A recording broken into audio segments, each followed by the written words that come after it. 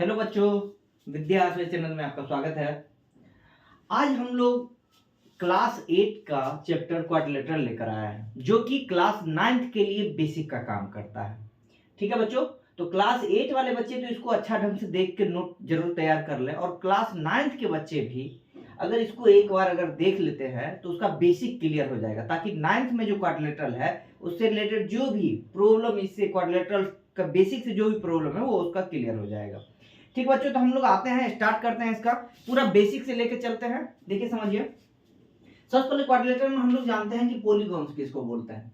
तो जिसमें जैसे बहुत सारे साइड से बन के अगर कोई क्लोज फिगर तैयार होता है तो उसको हम लोग क्या बोलते हैं, पॉलीगॉन बोलते हैं। जैसे अगर तीन साइड, थ्री साइड से मिलकर अगर कोई मान लीजिए एक क्लोज फिगर बनता है, जैसे थ्री साइड है, तीनों साइड से एक क्लोज फिगर बना, उसका नाम क्या हो जाता है, तो थ्री साइड वाले पॉलीगॉन को हम लोग बोलते हैं ट्रायंगल बोलते हैं।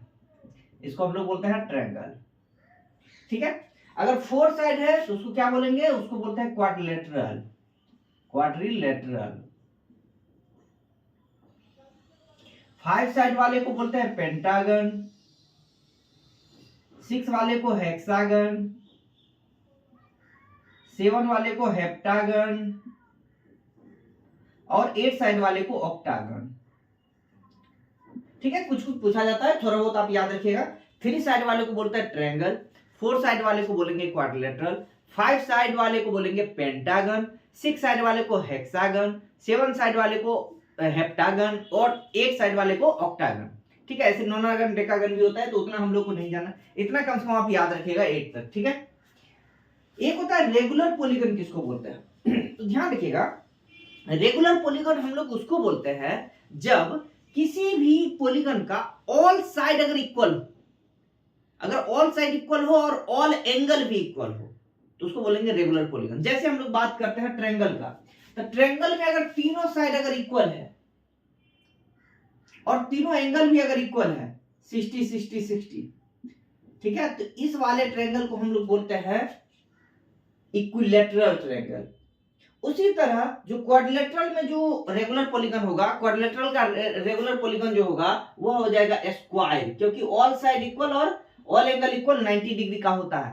तो ये याद रखिएगा कि क्वाड्रिलेटरल का जो रेगुलर पॉलीगन होगा वो क्या होगा, स्क्वायर होगा, और ट्रायंगल का जो रेगुलर पॉलीगन होगा वो होगा इक्विलैटरल ट्रायंगल होगा, इक्विलैटरल ट्रायंगल होगा। ठीक है बच्चों, तो हम लोग पॉलीगन के बारे में जान लिए और रेगुलर पॉलीगन के बारे में भी जान लिए।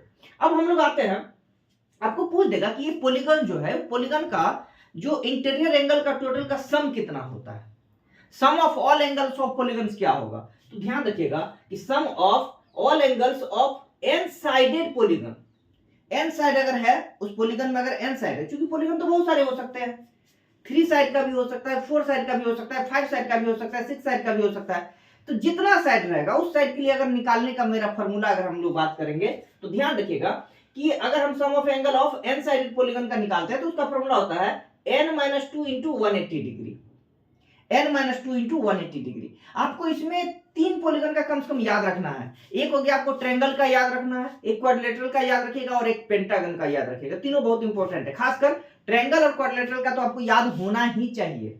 ठीक है, वैसे पेंटागन का भी याद रखिएगा। तो ट्रायंगल का अगर हम लोग बात करते हैं, ट्रायंगल में कितना साइड होता है, ट्रायंगल में देखिए n का वैल्यू होता है 3, ट्रायंगल में n का वैल्यू होता है 3। अगर n का वैल्यू ट्रायंगल में 3 होता है तो इसमें सम ऑफ ऑल एंगल कितना हो जाएगा, सम हो जाएगा n-2 इंटू 180, यानी कि n का वैल्यू कितना है, 3 है, तो 3-2 इंटू 180, तो ये देखिए हो जाएगा 180 डिग्री। याद रखिएगा कि ट्रायंगल का ऑल एंगल का सम होता है 180 डिग्री, ट्रायंगल का ऑल एंगल का सम कितना होता है 180 डिग्री, आपको याद रहना चाहिए। इसी तरह अगर हम लोग क्वाड्रिलेटरल का निकालेंगे, क्वाड्रिलेटरल का नंबर ऑफ साइड कितना होता है, 4 होता है, 4 होता है, तो इसको निकालिएगा तो 4-2 इंटू 180, तो ये आपका निकल के आएगा 360। तो बच्चों याद रखिएगा कि क्वाड्रिलेटरल का ऑल एंगल का सम आपका होता है 360 डिग्री होता है। कितना होता है, 360 डिग्री। ट्रायंगल का होता है 180, क्वाड्रिलेटरल का होता है 360, याद रखना है आपको। तीसरा पेंटागन, तो पेंटागन में अभी हम लोग तुरंत पढ़े थे कि नंबर ऑफ साइड कितना होता है, 5 होता है। तो पेंटागन का अगर ऑल नंबर अगर निकालेंगे हम लोग सम ऑफ ऑल एंगल, तो ये हो जाएगा 5-2 इंटू 180, ये आ जाएगा 540। तो बच्चों ये तीन कम से कम आप याद रखिएगा कि ट्रायंगल का ऑल एंगल का सम होता है 180, क्वाड्रिलेटरल का ऑल एंगल का सम होता है 360 और पेंटागन का ऑल एंगल का सम होता है 540। याद रखिएगा इन तीनों को, ठीक है। उसके बाद पूछ देता है आपको, कोई पॉलीगन दे दिया और बोला जाएगा आपको कि बताइए कि इसमें कितना डायगोनल्स बन सकता है। नंबर ऑफ डायगोनल पूछ देगा आपको, ठीक है। तो नंबर ऑफ डायगोनल निकालने का फॉर्मूला क्या है? नंबर ऑफ डायगोनल जब भी हम लोग निकालेंगे उसका फॉर्मूला होता है n × n - 3/2। n क्या है? नंबर ऑफ साइड है। n क्या है? नंबर ऑफ साइड है। जैसे मान लीजिए अगर पूछ दिया क्वाड्रिलेटरल के लिए, तो क्वाड्रिलेटरल में नंबर ऑफ साइड कितना होता है? 4 होता है। क्वाड्रिलेटरल में नंबर ऑफ साइड 4 होता है, तो उसमें कितना डायगोनल बनेगा? तो देखिए कैसे निकालेंगे हम लोग, तो 4 × 4 - 3/2। तो देखिए बच्चों हो जाएगा 4 × 1/2, यानी कितना आ जाएगा? 2 आ जाएगा। 4 × 1/2 यानी कि 2 आ जाएगा। इसी तरह अगर हम लोग निकालते हैं पेंटागन में, इसमें हो जाएगा 5 × 5 - 3 कितना? 2/2 यानी कि 5 हो जाएगा। ओ सॉरी, 5 × 5 - 3 कितना? 2/2, तो कितना हो जाएगा? 5। तो ध्यान रखिएगा कि क्वाड्रिलेटरल में नंबर ऑफ डायगोनल्स 2 होगा और पेंटागन में नंबर ऑफ डायगोनल्स 5 होगा, ठीक है बच्चों। इसको आप थोड़ा अच्छा से नोट डाउन कर लीजिए, कुछ और बेसिक चीज बता रहे हैं आपको।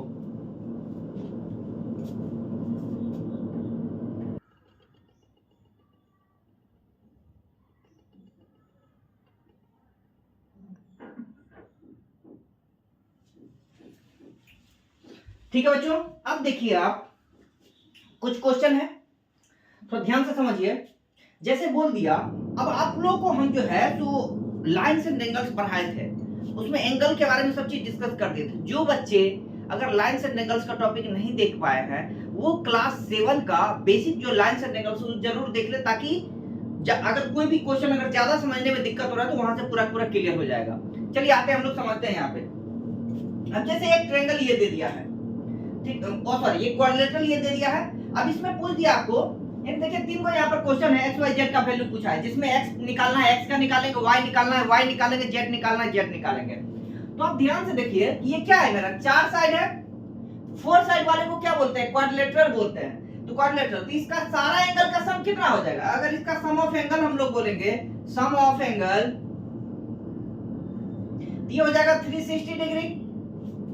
सारे को जोड़ दीजिए, कितना है? x plus 120 plus 60 plus 60 plus x equal to 360।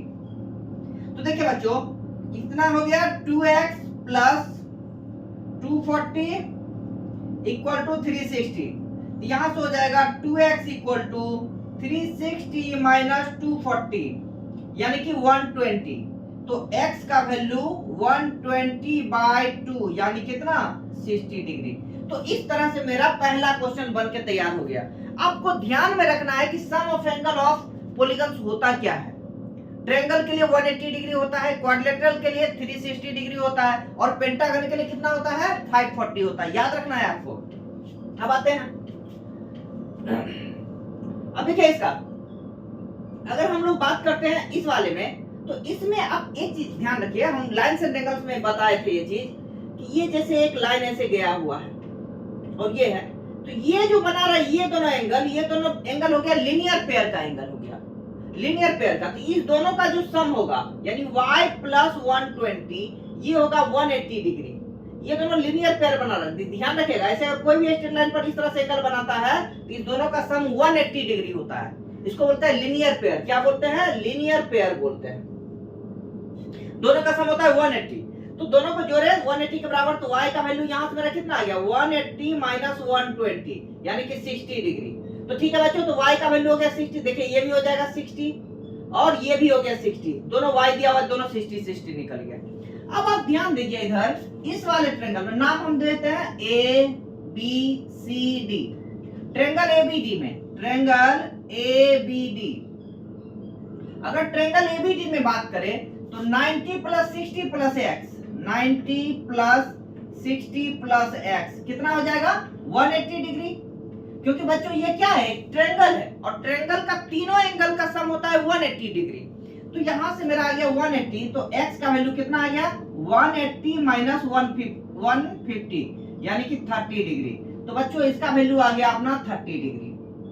अब देखिए आप क्वेश्चन, ये जो ट्रायंगल बन रहा है BCD, triangle BCD, triangle BCD, तो ट्रायंगल बीसीडी में अगर आप ध्यान दीजिए, ट्रायंगल बीसीडी में तो इस तीनों का सम भी क्या होगा 180 डिग्री। तो 30 प्लस 16 अब प्लस में क्या है z इक्वल टू 180, तो यहां से z का वैल्यू आएगा 180 माइनस 90, तो कितना हो जाएगा 90 डिग्री। तो इस तरह से बच्चों आपका ये दो क्वेश्चन बन के तैयार हो गया है। ठीक है बच्चों, तीसरा क्वेश्चन हम लोग आते हैं। अब जैसे देखिए ये आपका कौन सा फिगर हो गया, ध्यान दीजिए A B C D E, 5 side है। 5 साइड वालों को क्या बोलते हैं, पेंटागन बोलते हैं। 5 साइड वालों को पेंटागन बोलते हैं। और उसका टोटल एंगल का सम कितना होता है, तो टोटल एंगल का सम होता है 540। ठीक है बच्चों, तो सबसे पहले देखिए ये दिया हुआ है x, ये 40, ये x, ये हमको निकालना होगा, ये पहले निकालना पड़ेगा। ठीक है, तो कैसे निकालेंगे, अब देखिए ये फिर से हो गया लीनियर पेयर। लीनियर पेयर, तो ये एंगल अगर हम लोग निकालते हैं तो 180 माइनस 50 कर देंगे, 180 माइनस 50 तो 130 डिग्री। ये एंगल हो जाएगा आपका 130 डिग्री। ये वाला जब निकालेंगे तो 180 में से इसको माइनस करेंगे, क्यों, क्योंकि लीनियर पेयर में दोनों एंगल का सम होता है 180 डिग्री। तो यहाँ पर 180 में से इसको माइनस कीजिए, 180 माइनस 60 तो कितना हो जाएगा 120, ये एंगल हो जाएगा आपका 120। अब बच्चों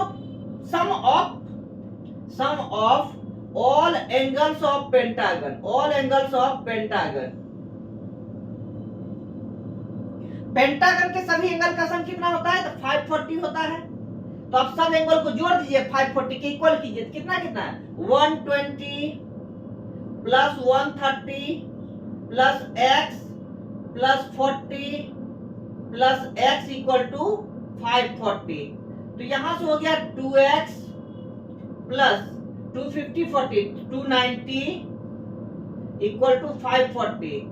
तो 2x इक्वल टू आ जाएगा 540 माइनस 290। 540 माइनस 290 कितना हो जाएगा बच्चों, तो 250 हो जाएगा। तो x का वैल्यू 250/2 कितना 125। तो इस तरह से अपना ये तीनों क्वेश्चन का आंसर आ गया। ठीक है बच्चों, इसको नोट डाउन कीजिए अच्छा से।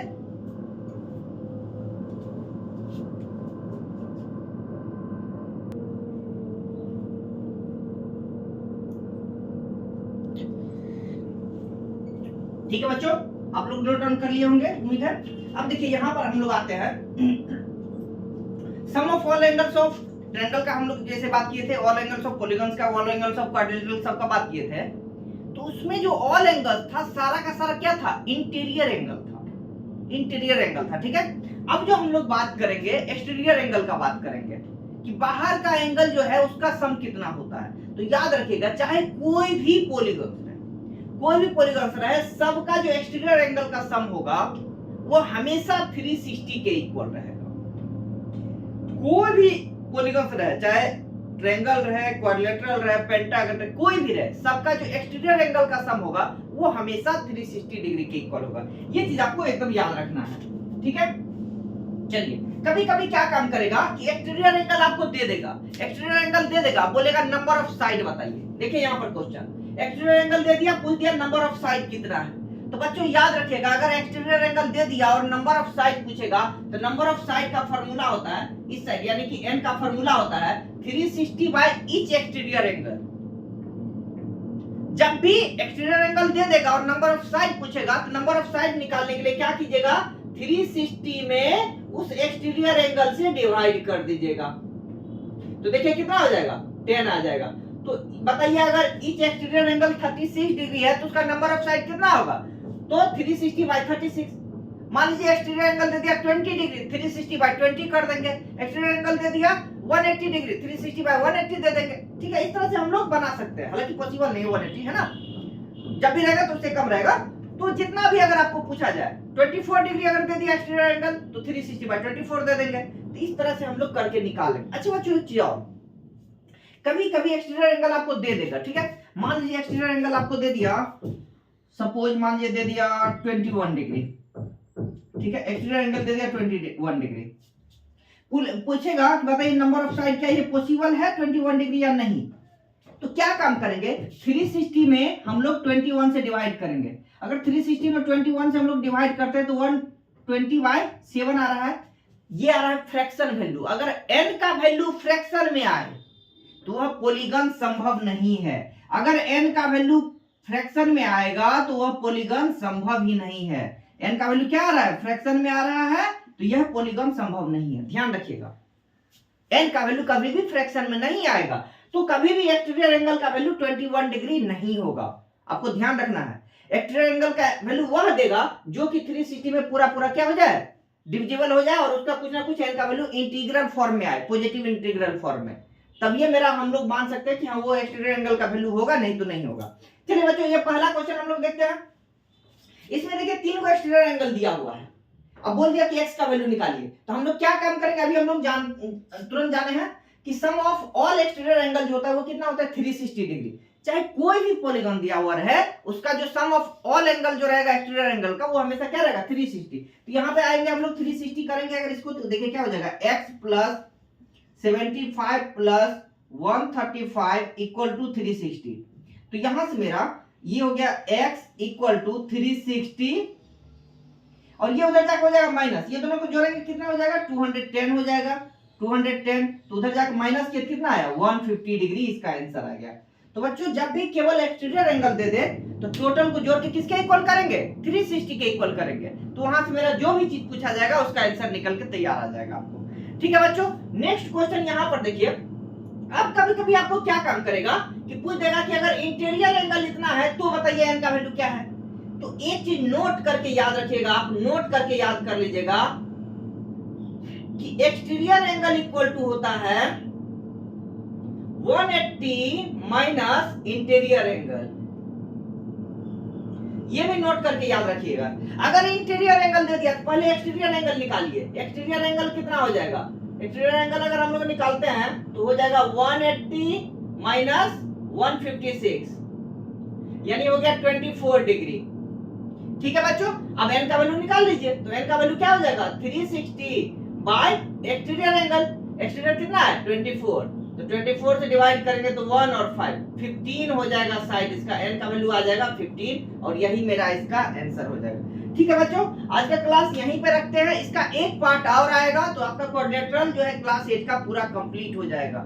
ठीक है, ओके बाय, थैंक यू। इसको अच्छा से नोट डाउन करके, और इसका पीडीएफ जो है टेलीग्राम पे चला जाएगा। विद्या आश्रय का जो टेलीग्राम लिंक है उसको जरूर ज्वाइन कर लीजिए, वहां पर इसका पीडीएफ आपको मिल जाएगा। Thank you.